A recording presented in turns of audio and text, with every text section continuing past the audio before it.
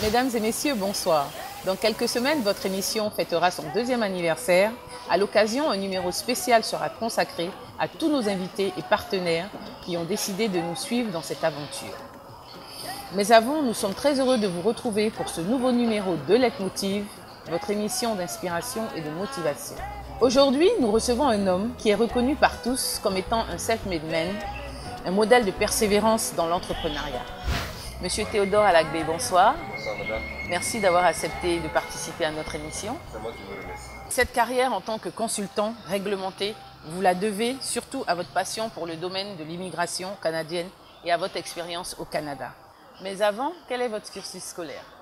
J'ai effectué mes études primaires dans la ville de Meyadji, dans le département de Soubri. Une ville très bouillante et qui bouge beaucoup. Oui, c'est une zone agricole. Et après, le primaire, j'ai été affecté au collège Modern Bad dans la ville de Soubri. Mais l'établissement était en construction. Donc on a dû attendre plusieurs mois, à peu près 3 mois avant de commencer les cours. Vous avez eu bien évidemment votre CEP? Oui, oui. D'accord. J'ai eu le CEP et après j'ai été affecté au lycée moderne de Soubri où j'ai fait la seconde C et aussi le bac C. On était de la première promotion terminale C de la ville. D'accord, donc vous avez fait un bac scientifique. Il paraît que les élèves, ceux qui font les séries scientifiques, sont très calmes et très méticuleux. Vous étiez quel genre d'élève? Okay. Un élève renfermé ou un élève social? Bon, social parce que j'aidais mes amis aussi qui ne comprenaient pas certains sujets. On travaillait en groupe des fois. C'est bien, vous avez déjà l'esprit de partage. Oui, c'est ça.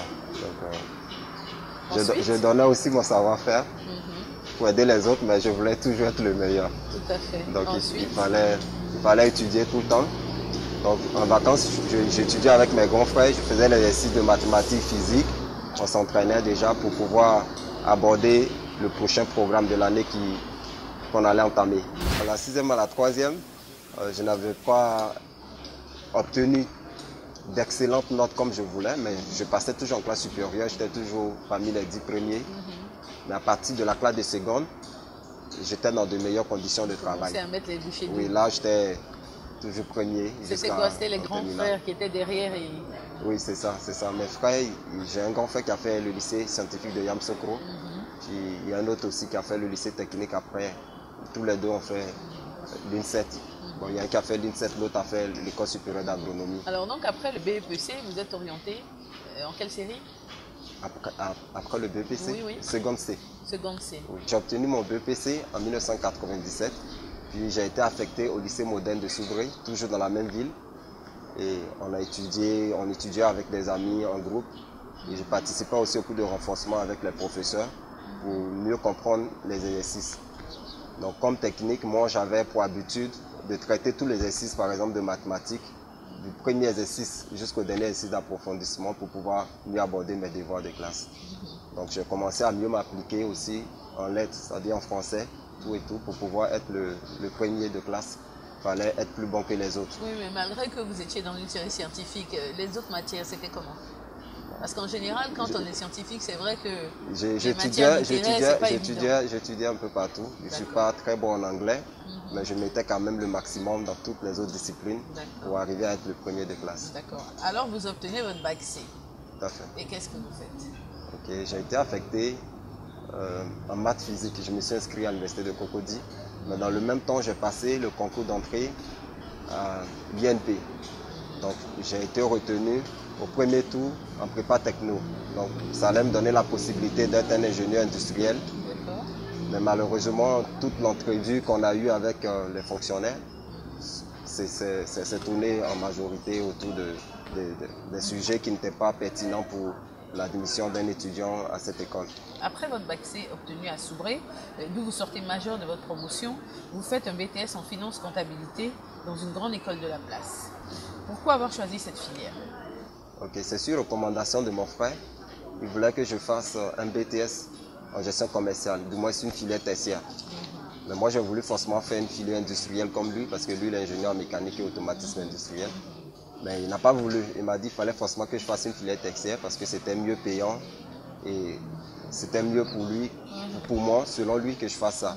Et c'est à cause de vos aptitudes ou c'est parce que vous aviez un modèle à qui vous vouliez ressembler? Non, je voulais ressembler à mon frère. Donc c'est pour ça que j'avais voulu faire une filière industrielle, mais lui n'a pas voulu.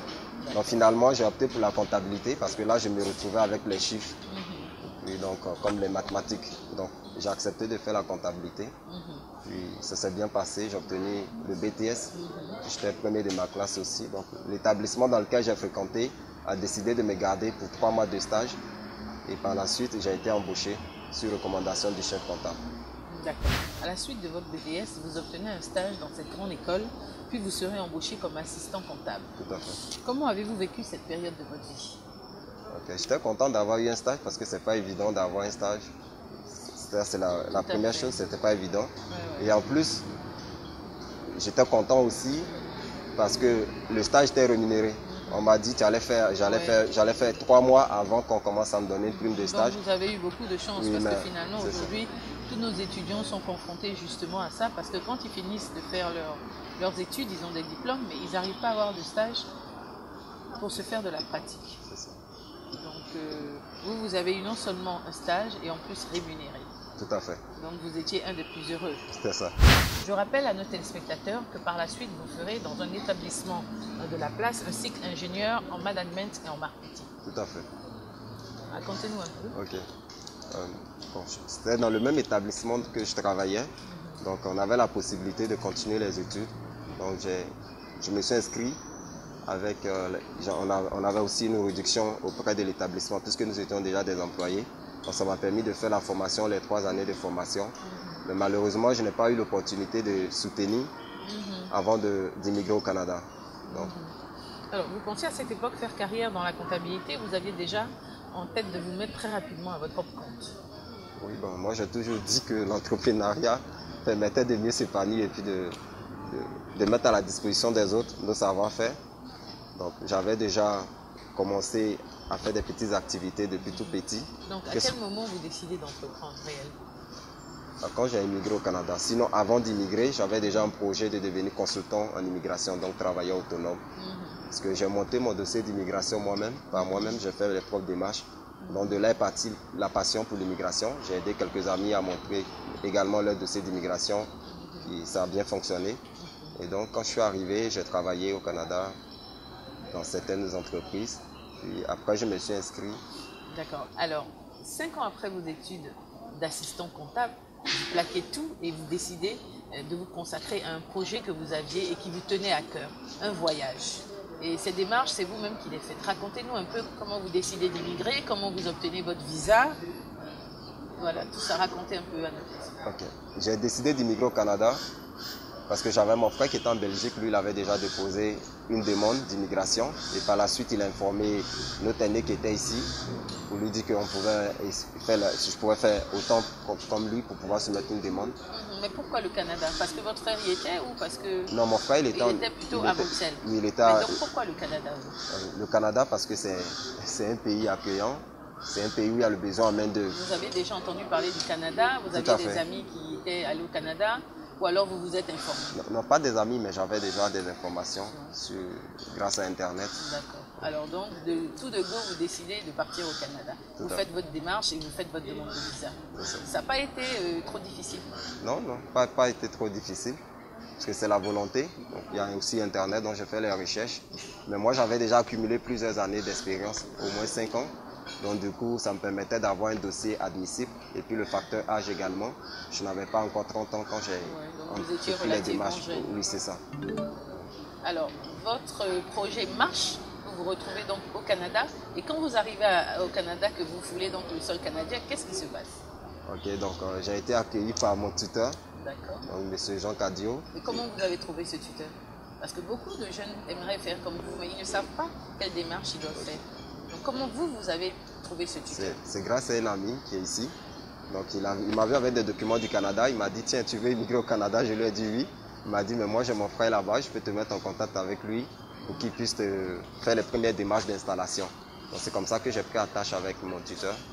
Et je lui ai envoyé de l'argent par la suite pour voir dans quelle mesure. D'accord, alors c'est lui qui vient vous chercher à l'aéroport. Oui, donc vous n'êtes pas du tout dépaysé parce que dès que vous le voyez, ça vous rassure. Parce qu'arriver quand même dans un pays étranger, c'est pas évident. Oui, mais il y a pas mal d'Ivoiriens à Montréal. Oui, c'était la première fois que vous alliez en Amérique du Nord? Tout à fait. C'était la première fois. Alors, Monsieur Théodore, à ce moment précis, vous décidez d'immigrer au Canada. Vous n'aviez pas peur d'échouer comme tous ces jeunes qui tentent l'aventure sans être préparés? Non, madame, parce que l'immigration au Canada se fait sur la sélection des ressortissants étrangers qui veulent immigrer au Canada se fait sur une base objective. Donc, ceux qui obtiennent le statut de résident permanent ont la quasi-totalité des droits et obligations que possèdent les citoyens canadiens. Donc, dès notre arrivée au point d'entrée, c'est-à-dire à l'aéroport au Canada, l'étranger que j'étais obtient le statut de résident permanent et ça nous donne le droit de vivre au Canada autant que nous voulons, travailler, avoir l'assurance maladie du Québec, bénéficier de tout ce qui est prestations sociales qui sont accordées aux citoyens canadiens. Donc déjà là, c'est une assurance pour l'immigrant que j'étais d'être dans de bonnes conditions pour pouvoir réussir. Et moi aussi, j'avais déjà mon expérience acquise ici. En tant que jeune, j'ai été préparé à tout ça par l'éducation. À la maison, je travaillais, j'aidais mes parents en vacances, on construisait les maisons. Mais malgré tout, quand même, j'aimerais bien vous poser cette question.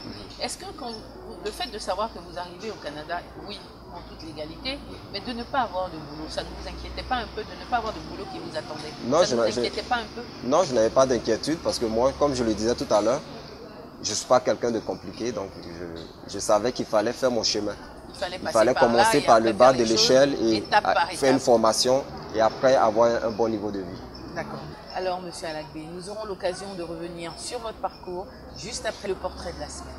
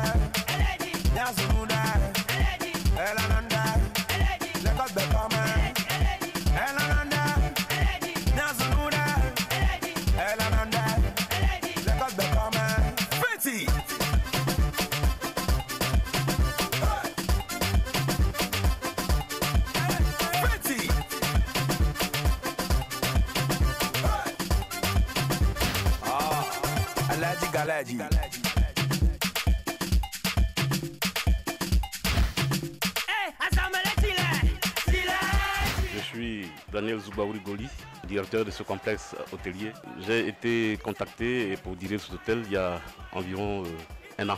J'ai bourlingué dans beaucoup d'hôtels, notamment dans des super hôtels à Abidjan, les meilleurs d'ailleurs d'Afrique.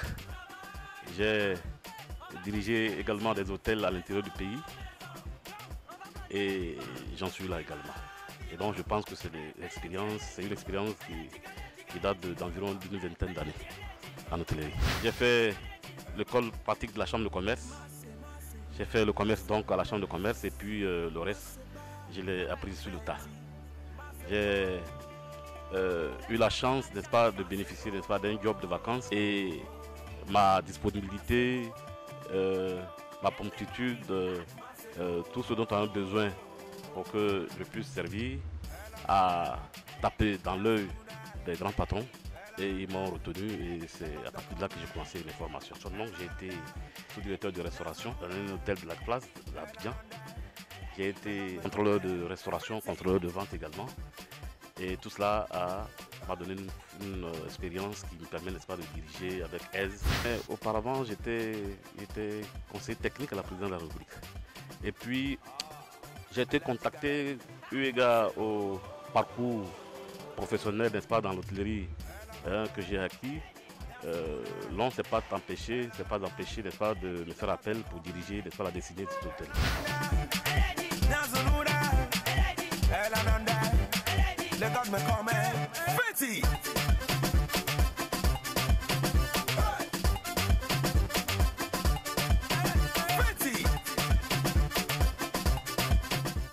Les difficultés, elles sont multiples, hein, mais c'est un métier que j'adore. C'est sur le faire passion. Parce que en même temps que vous convainquez, vous réussissez à retenir les clients, le souci premier, c'est de faire en sorte qu'ils repartent tout satisfaits. Autant qu'il sera satisfait, aussi longtemps qu'il sera satisfait, vous êtes heureux parce que vous êtes sûr que c'est de lui que partira, n'est-ce pas, la publicité, n'est-ce pas, de votre hôtel. Et donc le souci premier, c'est de recevoir, c'est d'accueillir, c'est de rendre gai, n'est-ce pas, le client que vous recevez. Mais les difficultés sont multiples, je disais tantôt, parce que quand vous écorchez un client, vous êtes malheureux parce qu'il n'est pas content. Quand vous ne réussissez pas à loger un client parce qu'il n'a pas fait de réservation, vous n'êtes pas content parce que vous êtes malheureux parce que il n'est pas insatisfait malgré qu'il n'ait pas découvert vos services. Mais il n'est pas satisfait parce qu'il est malheureux, vous ne savez pas dans quelle mesure, dans quelle situation il se retrouve parce qu'il va, mais c'est pas trop sûr qu'il soit logé et donc tout ça vous rend malheureux. Mais c'est malheureux quand, par exemple, un client arrive au restaurant qu'il n'a pas le mec qu'il veut.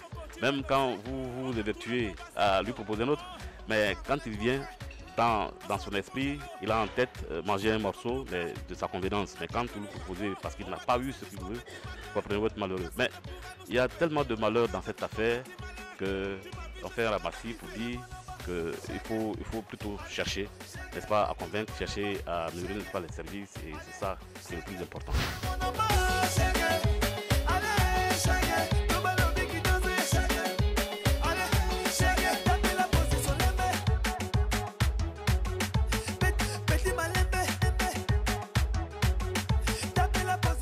Mon patron soucieux, n'est-ce pas, de l'avenir, n'est-ce pas, de l'hôtellerie, parce qu'il n'en a pas le seul ici, hein, c'est pas le seul hôtel qui est dans notre écurie. Le patron s'évertue donc à en construire davantage. Mais son premier souci, c'est la formation. C'est vrai que par moment, il prend des personnes, mais qu'on forme sur le tas. Nous pensons que cette façon-là nous permet, n'est-ce pas, de mieux nous appeler parce que les façons de travailler diversifient selon, n'est-ce pas, les milieux dans lesquels nous nous retrouvons. C'est vrai qu'il y a une formation commune, j'allais dire, hein, mais en fonction des réalités du terrain, nous formons en fonction. Aujourd'hui, je suis pour la formation sur le tas parce que nous recevons de plus en plus des stagiaires diplômés, n'est-ce pas, de grandes écoles, mais à la pratique, ce n'est pas tout à fait. Et donc, nous les reprenons, nous les formons. Donc, on peut nous envoyer d'où ils viennent, n'importe qui que nous formerons avec plaisir, n'est-ce pas, sur le tas. Et puis, c'est mieux ainsi, parce que nous savons qu'ils travailleront selon notre façon de voir les choses.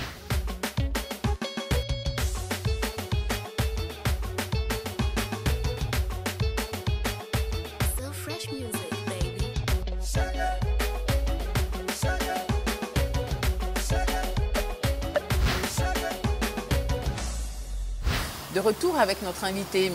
Kwaku Théodore Alagbe, qui nous raconte son histoire faite de prise de risque, de difficultés, mais aussi de passion pour son métier. Alors, M. Alagbe, vous arrivez au Canada, plus précisément à Montréal. Comment se passent vos premiers mois? Je n'ai pas eu trop de difficultés. J'ai été accueilli par mon tuteur, M. Jean Cadio, à qui j'ai mandaté de m'aider à trouver un premier logement, mais idéalement en colocation avec un Ivoirien. Parce que là, j'allais avoir l'opportunité d'avoir un frère avec moi pour mes premières démarches. Donc vous aviez quelqu'un qui était là pour vous aider à vous intégrer? Tout à fait. Tout à fait. Donc j'ai logé avec ce monsieur pendant 3 mois. Puis en 10 jours, j'ai obtenu mon premier emploi grâce à son aide. Et ça s'est fait rapidement? Oui, c'est ça. Donc vous n'avez pas eu de problème d'argent, tout ça, parce que vous auriez pu rester 1 mois, 2 mois, 3 mois sans pouvoir trouver de job, et là vous auriez eu un petit quand même problème. Non, j'ai eu Et là en 10 jours vous trouvez un boulot? Oui, en 10 jours j'ai eu le premier emploi, et à peu près 20 jours plus tard, j'ai obtenu un second emploi. J'ai travaillé dans une société de cosmétiques comme commercial. Puis après, j'ai travaillé dans d'autres structures également. Alors, 10 jours après vos premiers pas au Canada, vous trouvez un boulot en tant que plongeur. Et quelques temps après, vous trouvez aussi un deuxième boulot. Parlez-nous un peu de tout ça. Est-ce que ce n'était pas trop fatigant? Non, pas du tout, parce que j'étais préparé psychologiquement. Je suis quelqu'un qui aime le travail, donc ça n'a pas été difficile pour moi. D'accord. Et vous gagnez à peu près combien de l'heure? Dans le restaurant, j'étais payé à 10,50 $ à peu près par heure. Environ 5 000 à peu près 5 000 francs c'est CFA. ça. Et dans l'autre entreprise, je travaille comme commercial dans le cosmétique. À peu près 12 $ de l'heure, donc disons à peu près 6 000 francs par heure. Donc c'était en demi-journée dans le restaurant et après l'autre demi-journée dans le... C'est ça. En fait, dans le restaurant, je travaillais de soir. Et dans l'entreprise où je travaillais comme commercial, on travaillait de jour. Vous dormiez combien d'heures par jour? Bon, à peu près 4 heures. À peu près 4 heures. D'accord. Alors, Monsieur Alagbe, dans toute cette recherche d'emploi au départ, vous n'aviez jamais, à aucun moment, vous avez regretté votre poste de comptable à Abidjan? Non, pas du tout. Je n'ai pas regretté. Je n'ai pas de regrets. Je travaillais ici. On me payait des fois on accumulait plusieurs mois d'arrivée de salaire. Et avant d'immigrer, j'avais déjà mon plan d'action. Je voulais devenir consultant. Comme je l'ai signifié tout à l'heure, j'ai monté mon dossier d'immigration par mes propres recherches. Donc j'ai eu la passion pour l'immigration. Je savais également qu'il fallait commencer au bas de l'échelle pour pouvoir évoluer une fois qu'on immigre au Canada. Il faut accepter de faire une formation sur place d'au moins 6 mois pour avoir une meilleure rémunération. D'accord. Comment est-ce que vous arrivez à gérer les moments de solitude quand vous finissiez de travailler et loin de votre pays et de votre famille?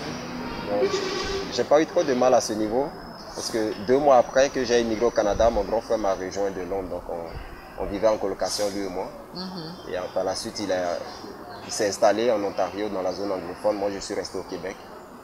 Donc je voulais revenir en Côte d'Ivoire pour me marier, pour pouvoir vivre une vie. Donc en partant, vous aviez laissé? Oui, j'avais ma petite amie que j'ai laissée ici. D'accord. Donc il fallait travailler fort rapidement pour venir l'épouser et déposer sa demande de parrainage afin qu'elle puisse me rejoindre au Canada. D'accord. Ça n'a pas été trop difficile qu'elle vous rejoigne? On a mis, son dossier a mis à peu près 17 mois dû à la crise post-électorale en Côte d'Ivoire en 2010. D'accord, nous reviendrons de toutes les façons. Pour ceux qui ne connaissent pas la vie au Canada, Monsieur Alagbe, est-ce que la vie est chère? Bon, disons que le niveau de vie est relatif. C'est relatif, on peut dire, parce que là on parle de l'Occident. Donc on paye le travailleur en fonction du niveau de vie. Donc l'État veille à ce que le salaire minimum qui est fixé chaque année soit déterminé en fonction de l'inflation. Donc je n'avais pas de problème à ce niveau. Donc tout va de soi. Oui, c'est ça. On avait la possibilité de faire plusieurs boulots à la fois ou d'aller à l'école pour apprendre un métier et avoir un meilleur revenu avec un seul emploi. Mais ce qu'on recommande à tout immigrant, c'est d'accepter de faire des petits boulots avant de pouvoir... Pas forcément. Il y en a qui arrivent directement, qui trouvent un emploi dans leur domaine. Il y en a qui sont obligés d'aller à l'école, faire à peu près 6 mois ou 1 an de cours pour intégrer leur profession ou carrément changer de domaine de formation. Il y en a qui arrivent aussi, qui ont quelques économies aussi en poche. C'est ça, mais toujours est-il qu'il faut qu'on travaille. Il faut travailler, tout à fait. Alors malheureusement, Monsieur Alagbe, le temps qui nous est imparti touche à sa fin. Nous donnons donc rendez-vous la semaine prochaine à tous nos téléspectateurs pour un nouveau numéro de Leitmotiv consacré à Monsieur Alagbe. Que Dieu vous garde.